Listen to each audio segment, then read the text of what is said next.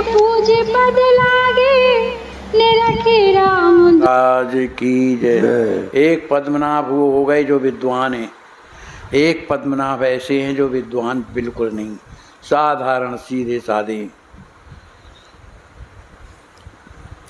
कहते हैं भगवान बड़े दयामय हैं, सब पर कृपा करते हैं, चाहे कोई उनका स्मरण करे या न करे, क्योंकि सब पर मोहि बराबर दया करते हैं। क्योंकि हम जितने लोग भी हैं संसार के जीव मात्र, चाहे जड़ हों चाहे चेतन हों, कोई भी हो, सब पर प्रभु प्रेम करते हैं, क्योंकि सब उन्हीं के हैं।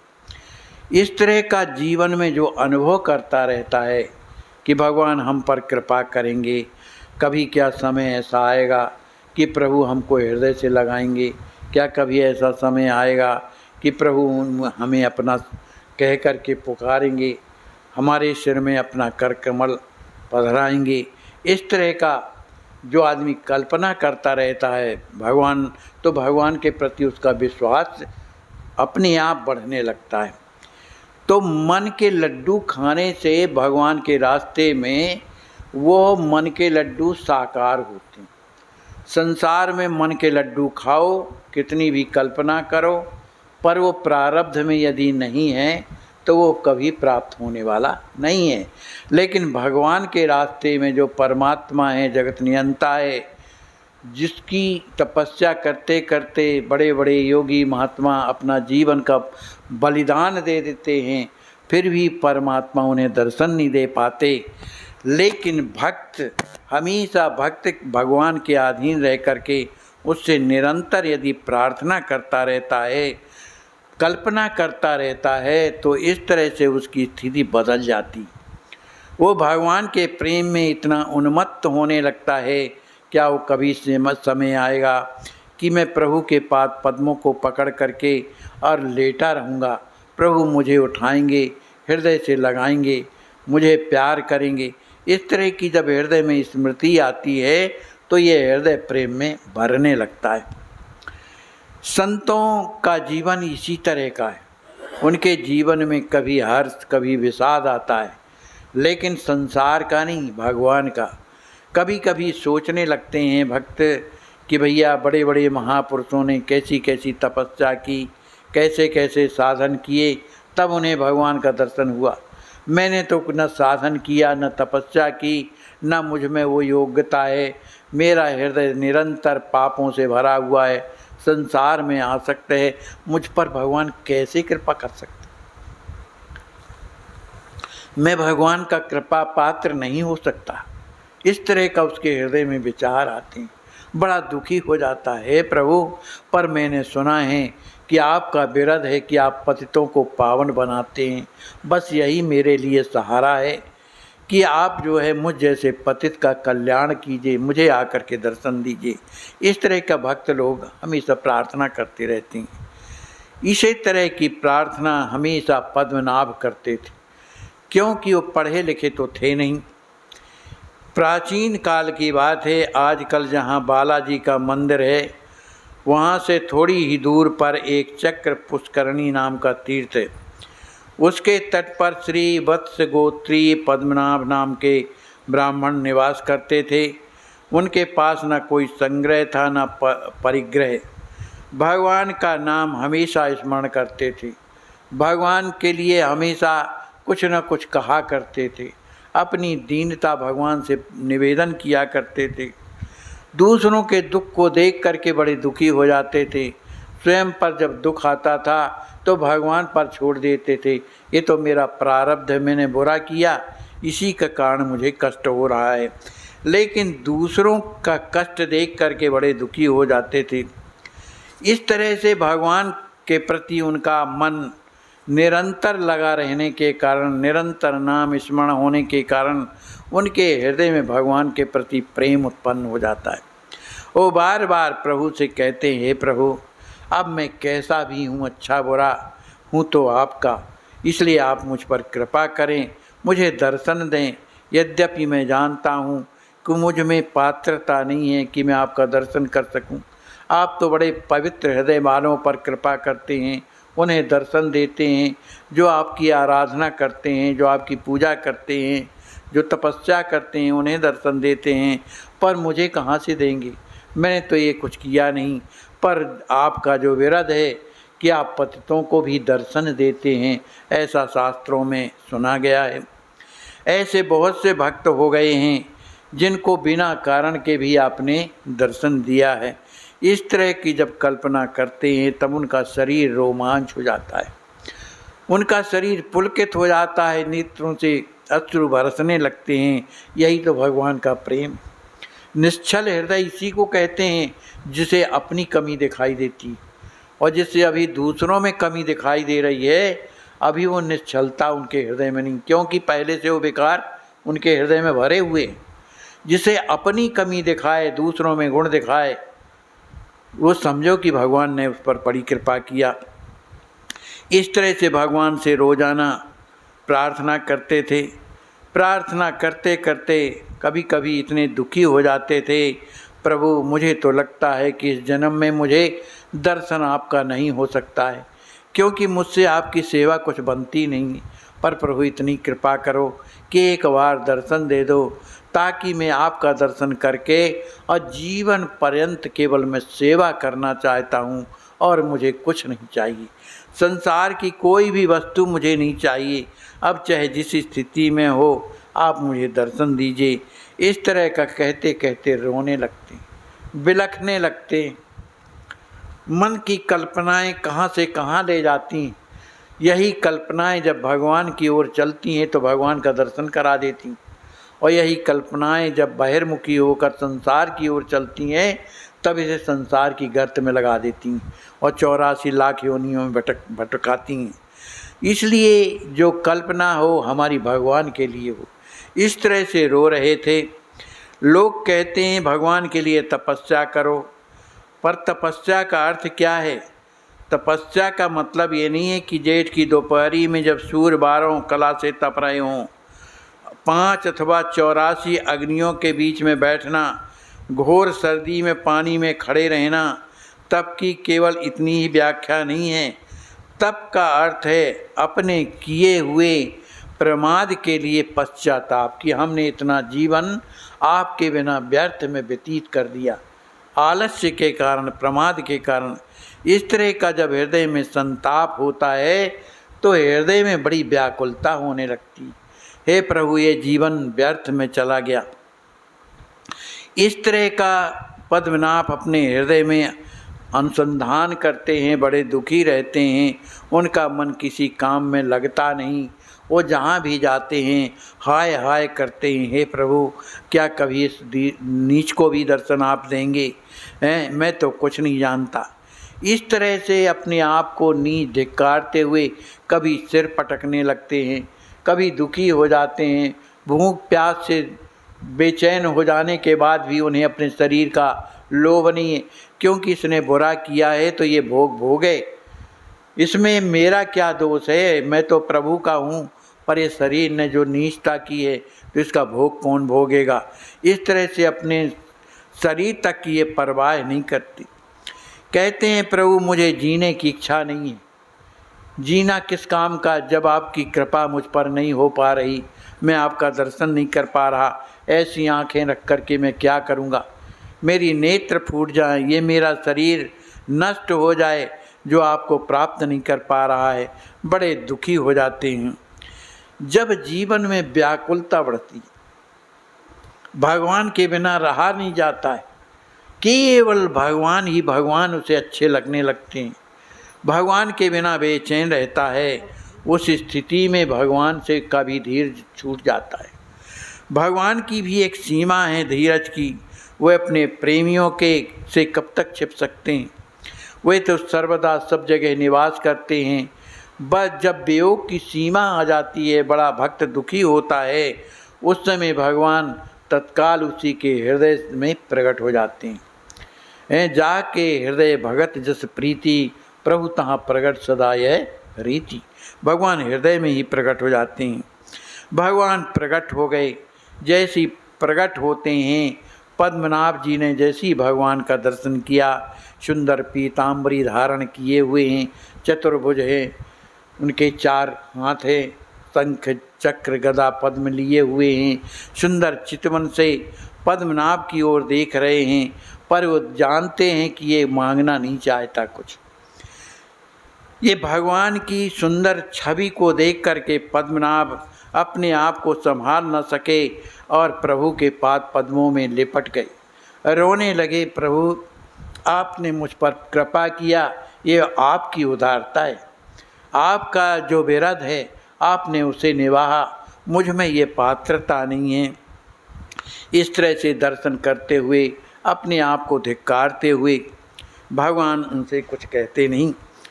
वो जानते हैं कि इसे कुछ नहीं चाहिए। पद्मनाभ तो केवल ये चाहते हैं, प्रभु मुझसे जीवन पर्यंत आपकी सेवा होती रहे, इसके अलावा मुझे कुछ नहीं चाहिए। भगवान ने कहा कि पद्मनाभ, तुम्हारे हृदय में जो भावना है मेरी सेवा करने की, तुम सेवा करो और अंत में मेरे धाम को आओगे, ऐसा कह करके और भगवान वहाँ से अंतर्ध्यान हो जाती। इस तरह कुछ देर तक उनकी स्थिति पद्मनाभ की बड़ी विचित्र रही। उन्हें कुछ होश नहीं, क्या हुआ कैसा हुआ, बस भगवान की जो छवि है उनके हृदय में बस गई, उसी छवि में निरंतर मगन रहते थे। जो भी उनसे भगवान की सेवा बनती, क्योंकि शरीर अब भगवान में लग गया, वो हृदय में आकर के विराजमान हो गए। अब तो भगवान की ही सत्ता रह गई, पद्मनाभ की कोई सत्ता नहीं। इस तरह से पद्मनाभ निरंतर प्रेम में डूबे हुए और भगवान की सेवा करते रहते।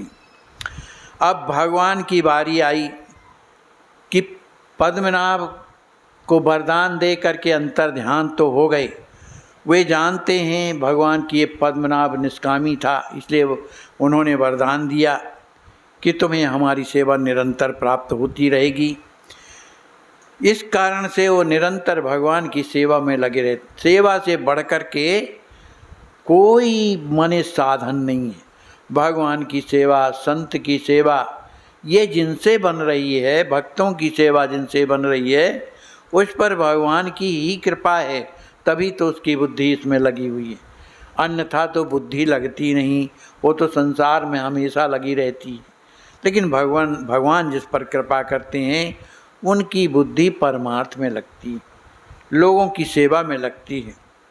इस तरह एक दिन की बात है कि पद्मनाभ जी महाराज भगवान की निरंतर सेवा तो करते थे। एक दिन सेवा करने के लिए वो प्रभु के लिए सुंदर पुष्प और तुलसी चयन कर रहे थे, और भी जो सामग्री भगवान के लिए आवश्यक थी उसे एकत्रित कर रहे थे।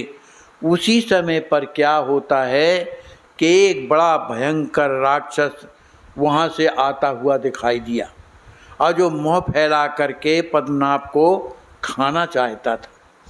अब ये डरे तो नहीं, वो तो ये जानते हैं कि एक ना एक दिन तो मरना है। अगर भगवान का विधान यही होगा तो मैं क्या कर सकता हूँ।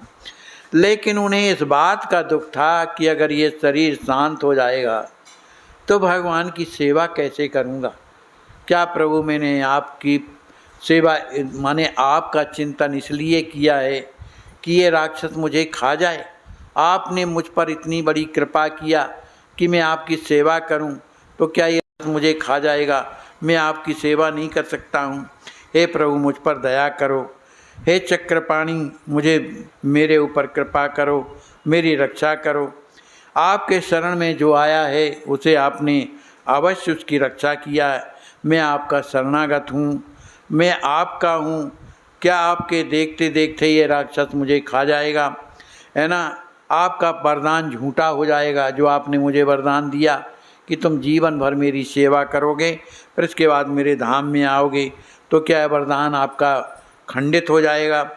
आपने अम्बरीश की रक्षा किया, दुर्वासा से कृत्या से रक्षा किया।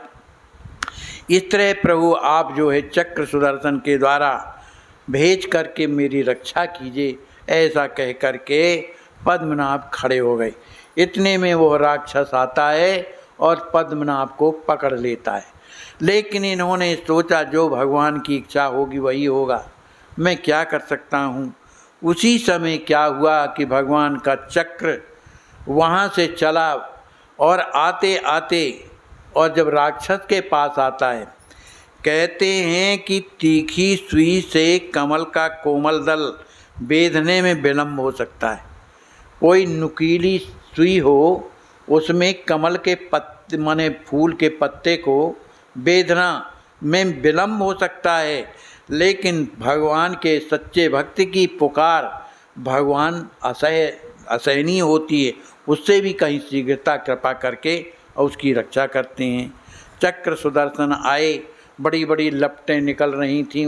उन लपटों को देख करके वो राक्षस घबरा गया और पद्मनाभ जी को छोड़ करके भागा। अब जब चक्र आया है पास में तो उससे तो समाप्त ही करेगा वो राक्षस को। तो वो राक्षस कौन है इसकी भी उन्होंने कथा बताई। यह राक्षस आज से 16 वर्ष पहले गंधर्व था। उनका नाम था सुंदर। एक दिन रंग क्षेत्र में अपनी स्त्रियों के साथ कावेरी नदी में जल विहार कर रहा था। उसी समय उधर से रंगनाथ के परम भक्त महर्षि श्री वशिष्ठ जी महाराज निकले। अब चूंकि ये निवस्त्र नहा रहा था अपनी स्त्रियों के साथ में, तो स्त्रियों ने जैसी महर्षि वशिष्ठ जी महाराज को देखा तो जल से निकल करके अपने परिधान उन्होंने संभाले, पर यह ज्यों का त्यों इठलाता रहा जल के अंदर।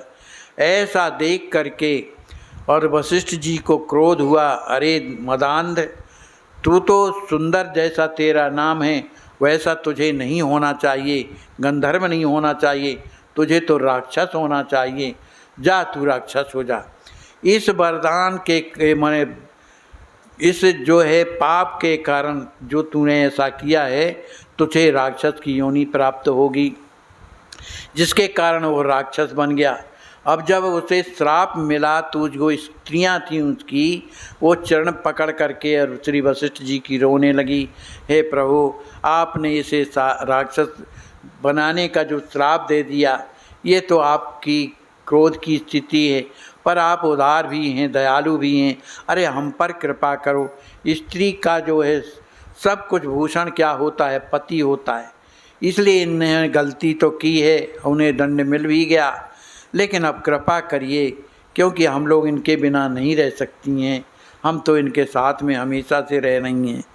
ऐसा जब उन्होंने प्रार्थना वशिष्ठ जी महाराज से किया, तो जो वशिष्ठ जी महाराज थे वे बड़े धर्मज्ञ और दयालु थे, और उन्होंने कहा कि जो तुम्हारा जो ये धर्म है कि पति की रक्षा करना, ये तुम्हारा धर्म सर्वोपरि है और यही स्त्रियों का जीवन है। यदि 100 पुत्र हों तो भी पति के बिना स्त्री विधवा ही मानी जाती है। इस तरह से श्री वशिष्ठ जी महाराज ने कहा कि ये राक्षस तो अवश्य होगा क्योंकि मेरी वाणी है, लेकिन उसका उद्धार भी कैसे होगा।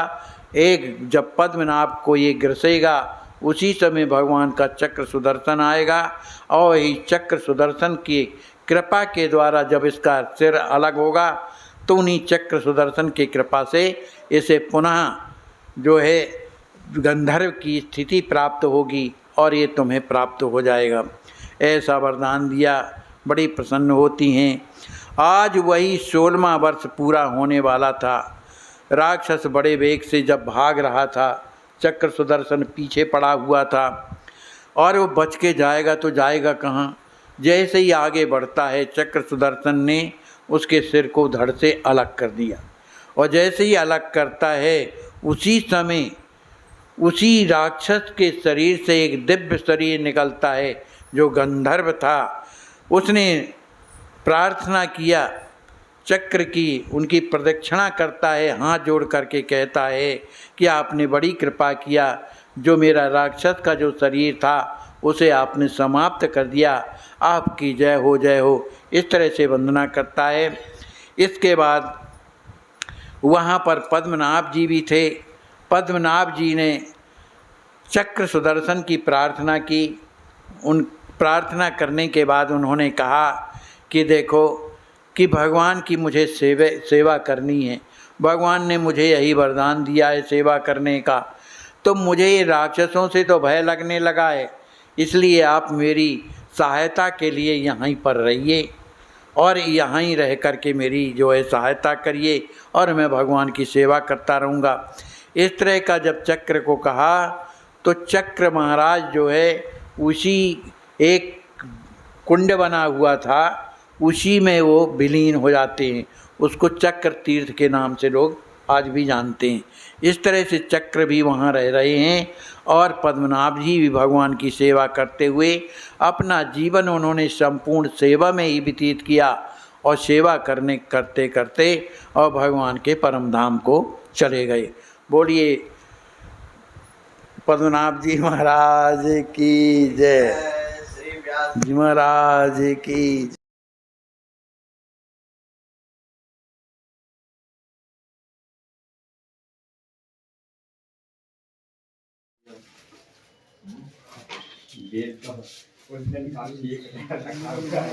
सब कर ज्यादा देर रखिएगा नहीं तो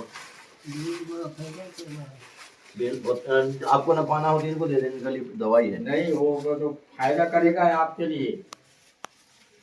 गर्मी का आजकल तो सबको फायदा करता है बेल, कहीं नुकसान हाँ नहीं बेल तो फायदा करता ही है। बस ये चीनी नुकसान करेगी। और चीनी दे दें आपको? नहीं लेंगे चीनी? अच्छा और क्या है आपको? ऐसा है एक घड़ा कोठरी इस मोहल्ले में आप रखिए, एक घड़ा है और एक घड़ा उस मोहल्ले में दे देते हैं। और क्या है वो कपड़ा ये जल छानने के लिए